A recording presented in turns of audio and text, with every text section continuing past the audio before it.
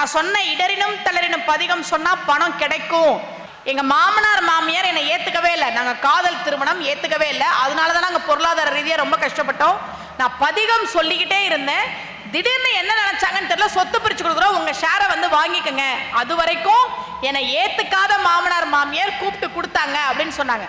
பதிகங்கள் வாழ்க்கையில் நிச்சயமாக உயர்த்தும். அதுக்கு ஒன்னே ஒண்ணுதான் தேவை, நம்பிக்கை. நமச்சிவாய அப்படின்ற மந்திரத்தை சொல்லிக்கிட்டே இருங்க. நம்முடைய அருளாளர்கள் நமக்கு அதை சொல்லிட்டு தான் போனாங்க. நற்றுணையாவது நமச்சிவாயமே, மாசில் வீணையும் மாலை மதியமும் வீசு தென்றலும் வீங்கில வேனிலும் மூசு வண்டரை பொய்கையும் போன்றதே ஈசன் எந்தை இணையடி நீழலேனர். இருக்கிறது சுண்ணாம்பு காலவாய்க்குள்ள. சுண்ணாம்பு காலவாய்க்குள்ள இருந்த அப்பர் சுவாமிகளுக்கு அது குளிர்ந்த குளத்துல இருக்கக்கூடிய நீர் மாதிரி இருக்கு, ஒரு வீணை இசை மாதிரி இருக்குன்னா என்ன காரணம் தெரியுமா? நமச்சிவாய என்ற மந்திரம்